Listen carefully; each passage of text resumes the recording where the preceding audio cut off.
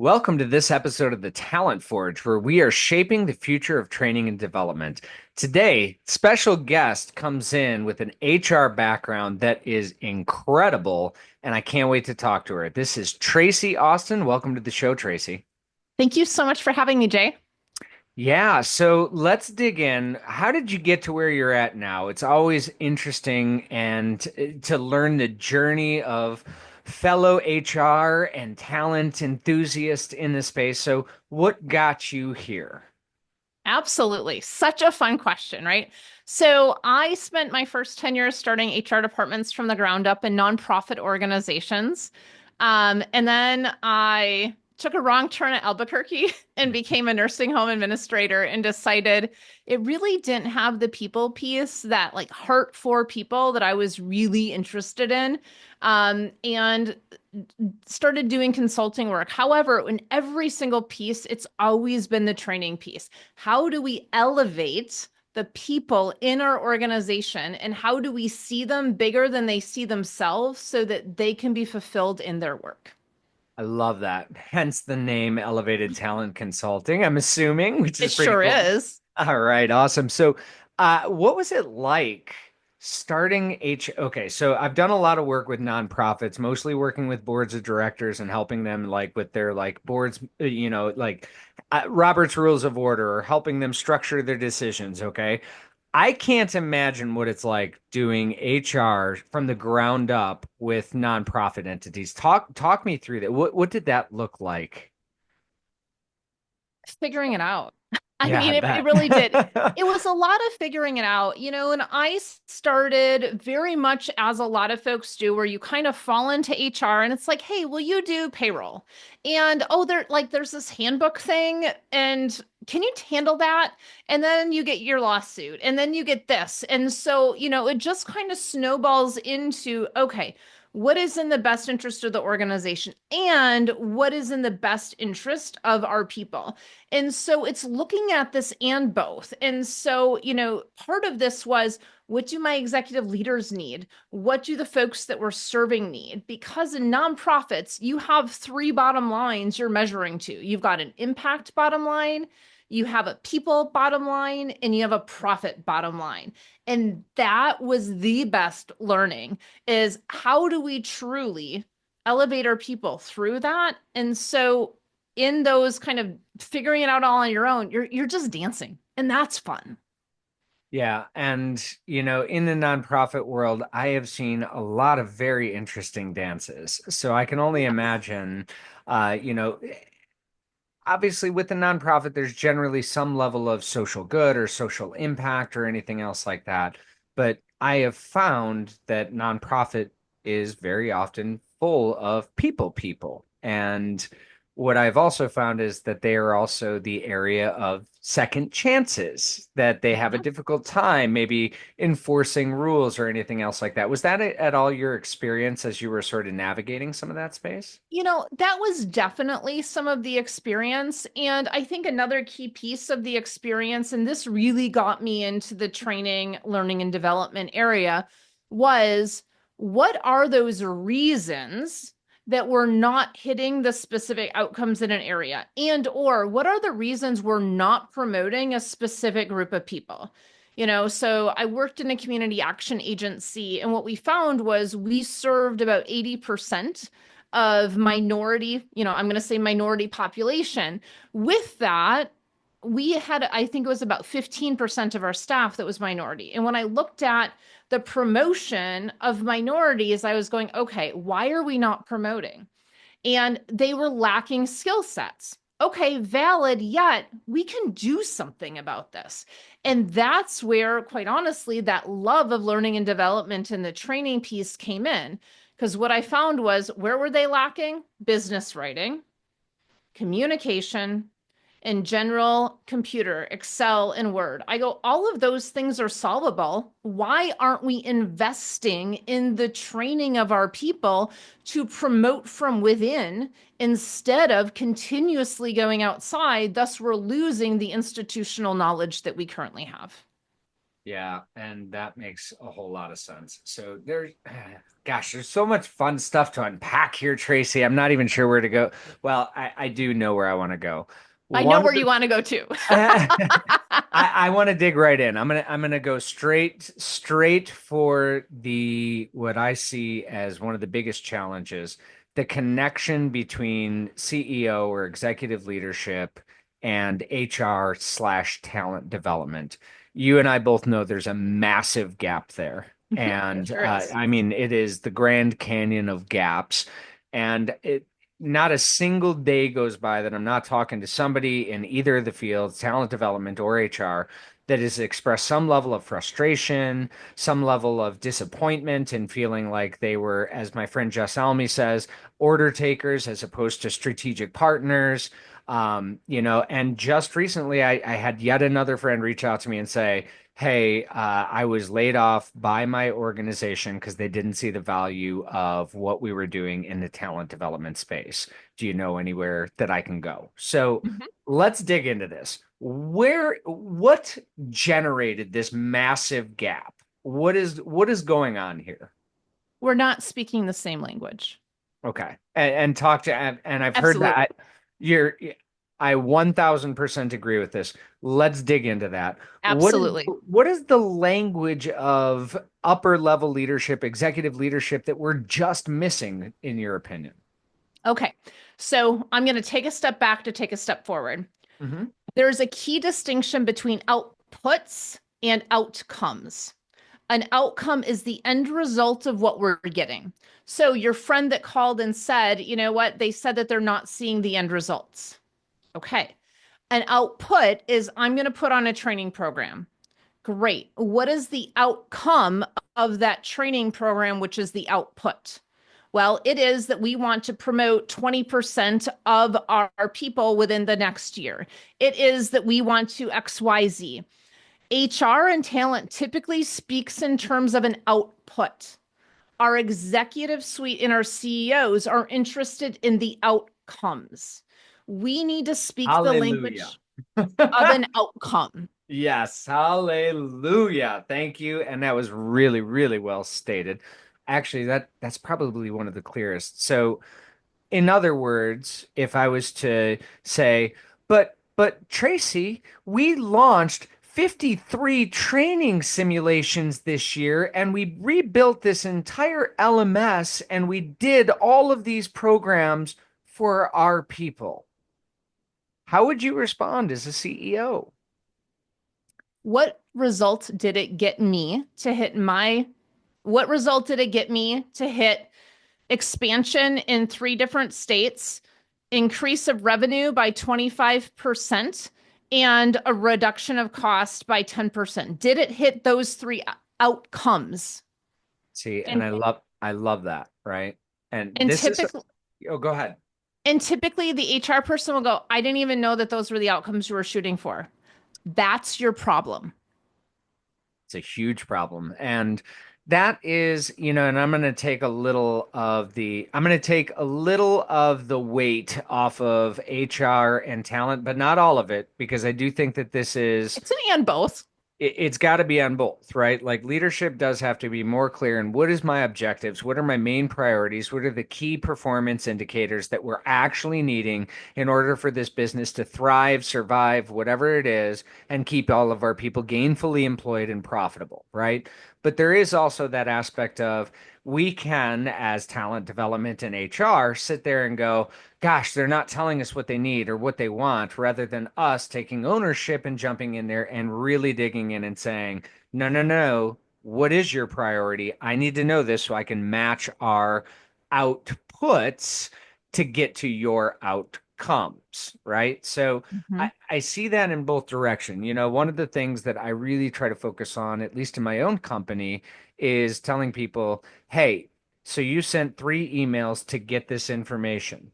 Was that successful or not successful? Because 3 emails does not get you the info. If that didn't get you the information, you need a different strategy. You need to do something because the information is the end game. That's the Mhm. goalpost, right? Mhm. So, how can we better equip how can we better equip our HR leaders, our talent development people to start thinking more strategically at that sort of senior leadership level? What are your thoughts? I think number one is to ask better questions and then confirming what the outcomes are. So, that could look like, you talked about, the LMS and this and that and whatever else, but to say to your leader, hey, Jay, what is, this is a significant investment that the organization's making. What is the outcome that, the organization is really looking for based on this investment so that we're aligned on the implementation of this LMS? What is it that you want? And then they may say X, Y, and Z and say, okay, I really want to make sure that we have a measurable for this. So if you are measuring the return on this investment, how are you in the leadership team going to be measuring this so that I know that we're putting in place the right levers to ensure that we can actually measure it at the end so we know we hit the goal? I love those questions. And that definitely gets to a different level of understanding of what the actual behaviors are that they're going to be able to measure. And, not even just the behaviors, but what are the behaviors of success, right? Like Correct. I can teach you communication, but if you're not actually implementing any of those different pieces, knowledge without action is a luxury in terms of an investment from business, right? So, Correct. okay. Now, Tracy, I think that this is one of the things that I have heard and helped me understand because every single person that I have talked to, and there's a disconnect here somewhere, all right? I'm going to get below the surface. When I talk to leadership, when I talk to L&D people or anything else, one of the things is, I really was strategic. I was giving them what the return on investment is. And they felt like they were coming at this from the place of, from the place of delivering on outcomes and not necessarily the outputs. But then I talked to the leaders in that same organization is like, no, they're missing the boat. And it seems to me that, okay, if we've had these conversations and you've sat down, you've talked to, what are the outcomes? What do you need to achieve? And there seemingly is still something going on where each side is not hearing and or seeing each other. Do you have any insight on that? Mhm. Absolutely. And this is, I coach so many mid-level managers and leaders, and then the folks that bring them in. And so often that becomes almost a triangulation, right? And this is sometimes where a third party being in the room to say, can you help me understand what's being missed? And can, you help me understand what you thought the objective was? This is, what we call our tough conversations because Hmm. so often we're not willing to have those internally and just go to the person and say, hey, I think we're missing this because of X, Y, and Z. And so again, we're not speaking that same language. So there's a couple of things that we have put in place with our training program specifically because we offer, organizations key training programs to support them internally. And one of them is we've got that individual, naming up front, the leader naming up front, here's the outcome we want from this program for the person and for the organization, both. Hmm. And then we have them rate based on what we're training in the organization and say, hey, if you could tell us to focus on anything in here, what would it be? We have them do that at the beginning, the end, and 6 months later. We also have the participant do the same thing, beginning, end, and 6 months later. Why? It is now in writing, and we can now start to see in black and white where the disconnects are. Our brains are beautiful things in the fact that they try to protect us. And yet we don't remember and we tend to move goalposts. But if we have these things in writing where we can go back to it and do a debrief on it after the fact, we can go, okay, now we can start to bridge that gap as to where the disconnect actually happened. So I'm loving this because it's that dual approach, right? Like having not only the organizational goals, but aligning almost the individual there too, because I think that that's something that I also see as a gap. Is I'm hearing L&D people or talent development people say, well, we're providing the training, we're using best practices, we're developing with the Addy model, we're having engagement, et cetera, and we're still not getting to the outcomes that are expected. And, on some level, my first set of questions are, okay, what buy-in did you have from the audience that was coming in? How were you, what made you certain that it was conflict resolution that they needed and not a new process for handling difficult customers, et cetera? Like, what were those things? Where was the disconnect at that individual side? How often are you seeing that? Maybe the disconnect from L&D as the middle person in between, the organizational objectives and the individual's objectives there at the ground floor that are actually the people being trained and implementing these things. What's going on there in that disconnect? So I'm going to rephrase this to make sure I understand the question. Yeah. And the question I'm hearing you ask is, are we solving the right problem? Yeah, not just for the Okay, business, but also for the participants, the people correct. that are engaged. And yeah, Correct. Yep. And I definitely see that. And that's why we do that dual approach is, to understand what is the problem we're actually solving. The second thing we're really looking at is what is your anticipated outcome from this training course, right? Within the 8 weeks we're in this course, within 6 months, and within a year, right? Because one of the things that we see so often is this flavor of the day, right? We're going to try this thing and we're going to go all out and we're going to do it for 6 months and we're going to jump to the next flavor and the next flavor.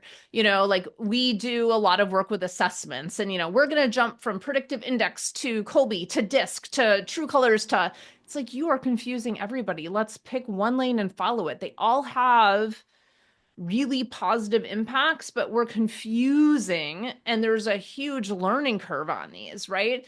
So I'm an what's the ENTJ all the mixed with a things? DI Yeah, and a yeah. red blue and yeah, absolutely. So And a maverick and a captain and a 10 on a quick start and a enneagram of a whatever and all the things. So anyway, um but going back to are we solving the right problem, it's really understanding what is the specific outcomes that are expected, and let's have a real frank conversation up front. Is that a realistic expectation? Sometimes it's that conversation, and sometimes it's the conversation of you are not holding the bar. This isn't a training issue. This is an accountability issue. And we're actually solving the wrong problem because we're having the wrong conversation.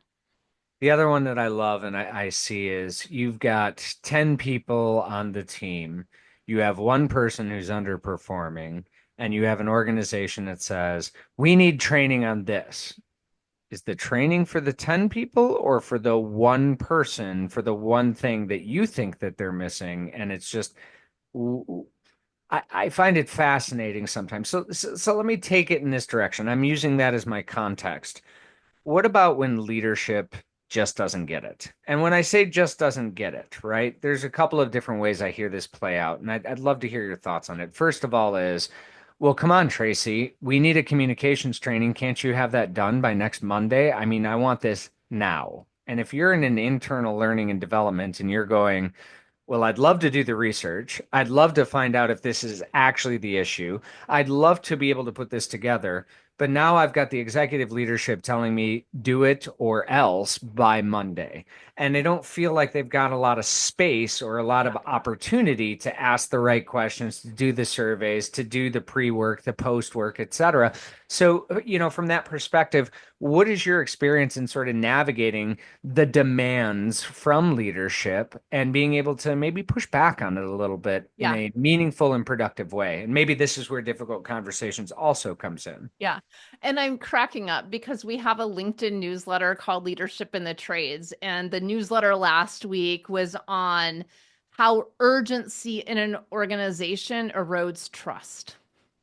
Therefore, let me explain this a little bit. And that was the big old smile on my face as we That's just funny. touched on this, which is great. This is, a flavor of the day and urgency thing. Something came up. And so that key question, that I would ask first is, what is driving this training to be completed by Monday? Help me understand the problem that we're looking to solve. That's question number one. Question number two is, what is the outcome that you actually want to happen from this training? What are those results? Is this a check the box and cover your booty? Great, we can do that, right? And there are those that need to be done, and it is valid. There's Sure. times we have to do it, totally cool. Is this a training where, it's actually something that we're seeing that truly is a longer term impact? And then the next question that I would say is, if we if and when we do this training, what is the support that we will receive from the leadership team on the accountability to ensure that the behavioral change that we're suggesting in the training is held to that bar by the leadership team? Hmm. I like that. So those are three key questions that allow us to look at that. Then question four is, how are we going to measure the outcome of this training, which was question one? Yeah, and I like that because I think that at the moment in time that you say, okay, this is a partnership. It's not just about the employees doing, it's about you providing resources, it's about you providing opportunities and you providing basically the reward recognition and or the accountability questions of maintaining and continuing that forward. So it's really kind of creating the duality of ownership both from the attendee, but also from the stakeholders that are going to benefit from the attendees change. Now, it's important for us to start learning the language of the C-suite. How important do you see it as the C-suite learning the language of talent development? And the reason I ask this is because we know that there are best practices in design develop. Some of them are a little aged, and I'm sure that there's different and obviously more efficient and more effective ways to do some of this. AI is also contributing to this. But when I think about something like, okay, we need to shift our language to be more strategic partners and shifting us to being able to talk about outcomes and, the impact, the return on investments, et cetera. At what level should we expect leaders to maybe get a better understanding of what does it mean to actually develop talent? Or what does it mean to create a learning environment? What are your thoughts on that? Absolutely. And this is one of those questions that I may not have the popular opinion on this, and I'm Mhm. 100% okay with that. Sure. And there's two pieces to this. One is, I do believe that core values and culture is incredibly important. If we can talk about L&D in terms of core values and culture, I believe we're going to get a significant amount of traction, because study after study and what we've seen over and over is that culture has a direct impact on the profitability inside of organizations. Hmm. Now, is it the CEO or the executive team's job to know the L&D language? The answer is absolutely not, and they shouldn't, because there's no way that they have the capacity to do their job really well if they have to know your job too. Sure. So, No, I can see that for sure. Continue. Go ahead. Sorry. however, there's also layers, and depending upon the size of your organization and what that looks like, should your leader, and I hate the word should, so is it an opportunity that you can have these conversations with your leader, and your leader can be a champion for you to learn how to speak up and into the C-suite? 100%. And that's where we can start to have conversations with our teams and with the leaders of our teams in order to speak into that C-suite and that ELT, that executive leadership team, with their specific language. And you can tell that I've been in HR and nonprofit organizations because the alphabet soup just flows. So I am going to 100% agree with you with a caveat that I think that you will accept. All right. Sure. So the leader in this case, I would agree. The leader does not need to know L&D language. But at that point in time, the leader better know how to effectively delegate by giving the why and the what and getting the hell out of the way as your L&D professional does the how. Because if they're not going to be knowledgeable in this space, and there's some leaders that do know a lot about talent development, coaching, mentoring, etc., and are very, very good at it. And there are some that don't and have no interest in it. And that's perfectly okay. But if you are one of those, I don't know about the best practices of developing training, coaching, learning programs, etc., give the why, give the what, and get out of the way for the how and let your L&D team do their job. Would you agree with that caveat? I would, and I'm actually going to name something probably, with this as well. I love asking the executive leaders if they have a coach. Hmm. And if they don't have a coach, I run.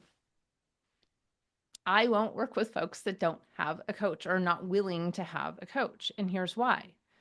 Because there's something about having an experience of being coached and being open to the conversations. If they've never been coached and or are not willing to have some sort of coaching, whether that's executive coaching, whether that is, like I'm a part of strategic coach, whether that's with that, whether that's with any of these programs, right?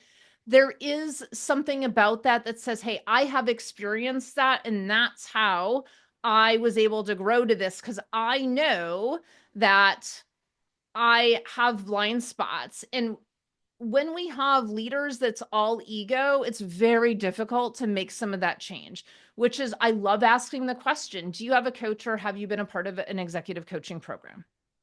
Well, and I think you nailed the right word there. Is a lot of times, why do we not have a coach? Well, what is it going to do? It's a waste of my time. It's not going to teach me anything. I know this business. I know, yes, you do, but there's always room for growth. And if you don't believe that, then why are you investing in growth opportunities for your team and not leading by example? Mhm. So, yeah, I dig that, but I don't think that I've ever heard anybody say, "Do you have a coach?" No. Peace, I'm out. So I kind of like that hard line, Tracy. Let's talk a little bit about let's talk about some of these conversations, right? Some of these conversations, because I do know that this to be one of the big aspects of fear in HR and in talent development.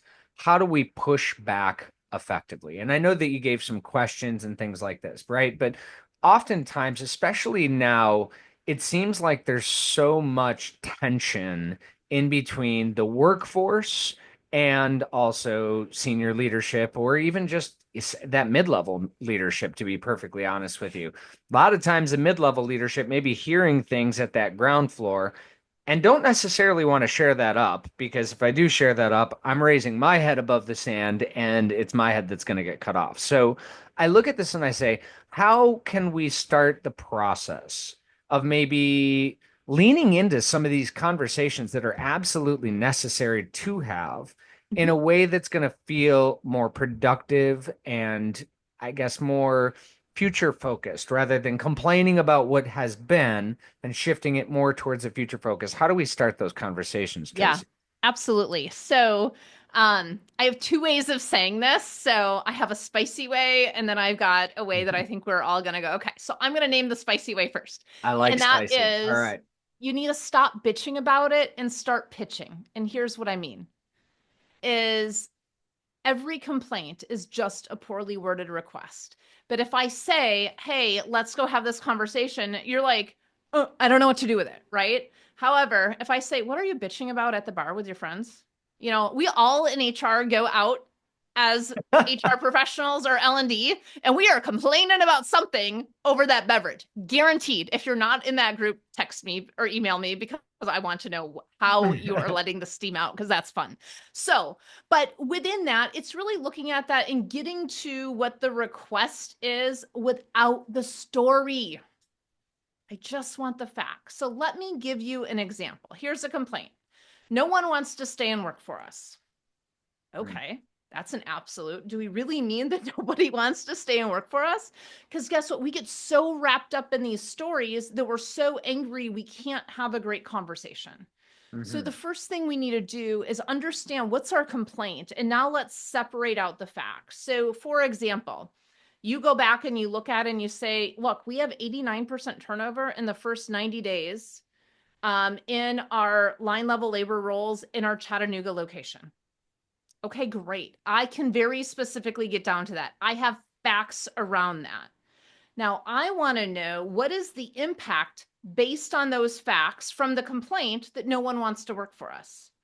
We can get to, now I have to be leading all these things and be on the line doing whatever that is. So for L&D leaders, it could be, you know what? No, there's no leader in this organization that sees me valuable from leading these training programs. Okay, well, where's your facts on that? What do your survey results say, right? What's the impact on you? Well, you got a bunch of head trash going on that says you're not doing a great job. It's not serving you. So what's the other impact? We don't have the support from our leaders when we pull folks out to do training on them. Okay, let's define what support means. Well, support would be XYZ.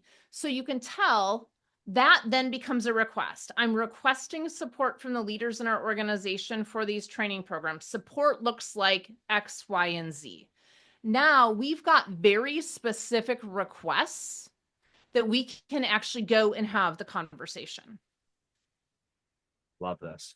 And honestly, one of the things that is just dancing in my head, and I will attribute this to you, but I'm probably going to say it at some point in time. I'm a big fan of attribution. So this comes from Tracy Austin.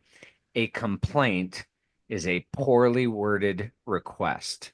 That's brilliant. I love that. And that's definitely one that's going to stick with me. So the next time I hear somebody complaining, what are you requesting in a very ineffective manner? I might use that as my coaching tool there. Yeah, and we don't see it that way, right? And it's really important that what our mindset is. As soon as we change our mindset, the entire world changes. We just change the game by changing our thoughts. Yeah. I love that. So let me ask a question here, and this is because I know one of the areas or one of the spaces that you definitely do a lot of work in is the trades. Mhm. And I'm gonna contextualize this because I think it can be applicable in a number of different places. But generally, when we think the trades, it is often it is often, and I'm not going to say, I'm going to use the stereotypes because I do know quite a few people in trades that maybe don't necessarily fit the stereotype, but it's often very masculine. It's often, a lot of toughness, a lot of grit, a lot of I'm not gonna dig into my emotions. And there's a number of other industries that we see that from a probabilistic standpoint. And again, this is stereotypical because it's not always true, but we see that in law enforcement. We see that in a number of other I don't want to say just male, but I'm just going to say masculine dominated, testosterone dominated areas. And yes, men and women both have testosterone. Read a science book for those of you that didn't know that. With that being said, how how can we create the conditions of learning when we get into some of those different places that maybe it's difficult for somebody to be vulnerable and say, "Well, I don't know how to do that," or I'm really not comfortable with this," or "This makes me feel a particular way." How can we maybe be more effective in, say, one of those environments where it's more closed off, or maybe a little bit more of the lack of vulnerability, if that makes Hmm. sense? Yeah, absolutely. And so there's a couple of ways that we very specifically approach this. And before I go into that, most of these folks have an ego around them and a really hard shell because they've had to have that to protect themselves. Hmm. Period. Yep. Right? Agreed. Yet underneath that, most of them, it's some great big teddy bear. They're not going to show it to you until they can trust you. Yeah. So, how do you build that trust? Right? First off, figure out what do they need? Like the WIIFM on their forehead, what's in it for me? What do they need? And, so if you are working with someone and there's a huge hard shell there, what do they need? Because if you can't figure out how to serve them, you are a waste of their time. Period. What is the outcome that they need you to produce to be there? When you can, and there's, how I typically figure that out is, you know, hey, we're going to spend the next hour together, Jay. What would make this hour a good use of your time? You're going to flat Yeah. out tell me. If L&D people would ask that question more often, put that one into your arsenal, audience, because let me tell you, people are busy and they look at and I think a lot of us know that, a training is whereas maybe if you're in L&D, you're like, "Ooh, training, I'm going to go learn something. This is going to be great. I'm going to be able to get away from the spreadsheets for an hour and really kind of absorb some new knowledge or some new interesting facts." If you're not in L&D, it's, oh my God, how am I going to balance the other 11 hours of work that I have to do today with this 2 hour mandatory training on IT security that I am being told I have to go to, right? And So, I'm doing four other things at the same time. yeah, exactly. I'm on my phone and I'm also thinking about dinner and I'm also whatever those might be to make sure that I can be as using my time as valuably as possible, right? We know that people are busy, but I think that that's such a power. How could we make this hour really meaningful for you? What do you need to walk away to say this hour was a successful hour of your time spent? I love Yeah. that. In asking, you'll get the answers. Yeah. Sometimes you may not like the smart Right. alecky answers, but Yeah, for sure. And here's what I would say to every L&D listener today is everything I have chatted about today is taking a coach approach. And so, I will tell you my life and my career changed when I decided to say, I'm really curious about this coaching thing. Wonder what it looks like. When I went through those certification programs, I completely changed my business because I went at it from a coach approach. I am your partner. I am not the expert. I do not know exactly what's going on in your business. I don't know what's going on in your family, in your head. You are the expert of that. However, I'm a partner to you and I'm going to ask questions so that we can figure it out together and or you can figure it out with a little bit of accountability and nudging in order to do it. yep, I love it. It's 100% why the assessment that we use, behavioral elements, we call them guides. We don't call them, they're not trainers, they're guides. Mhm. If they are training, well, guess what? We train mice, we guide humans. Yes. So, I and love that. yeah, so I look at it and say that I'm with you. The coaching is really a game changer, and if you are a trainer, walk in with the mentality of being a coach sometime, that you are asking questions as opposed to coming in and delivering content. You'll see the difference. There's a big difference, both in audience reaction and how you feel afterwards, I Hmm. think. So Yeah, 100%. Tracy, this has been an incredible conversation full of some really good ideas, really great questions to ask, and some of the big challenges that I think that we all see that we're facing in the industry. If the audience wanted to get in touch with you, if they wanted to reach out, if they wanted to find out where that happy hour is that you're attending, how would they Yes. get in touch with you? Yeah. Well, before we go to that, can I just name something that we're doing together that I'm super Yes. excited about? Yes, please. So I host something called the People Strategy Club every Tuesday. I bring on a strategic partner that I've typically been on their podcast or they've been on my podcast called the People Strategy Podcast. And Jay will be on the People Strategy Club. It is a live 1 hour. We are going to go through some key topics impacting HR and L&D folks. And then we close it out with actually going through our tough talk audit of how do we have these tough conversations once we figured out what our request is. I love this, and I am super excited to join you on that. So, audience, you better be there. You better have some hard questions ready to go because Dump this me, is going to be fun. please. Yeah. I love it. I love it. So, thank you for that, Tracy. So, how did they reach you? They can find me at elevatedtalentconsulting.com or on LinkedIn at Tracy Austin. And of course, our podcast is the People Strategy Podcast. I love it. We'll be giving that a listen, making sure that we put all of those into the show notes. Tracy, it's always a joy to speak with somebody that's sort of like walked through that fire and seeing the other side and seeing what success looks like in those spaces. So, thank you for being here with us and sharing your knowledge and your experiences, which I guarantee is going to help many of our audience be able to make that jump of that chasm that we're currently facing. So, thank you so much for being here today. Thank you. And audience, as always, thank you for tuning into this episode of the Talent Forge, where together we are shaping the future of training and development.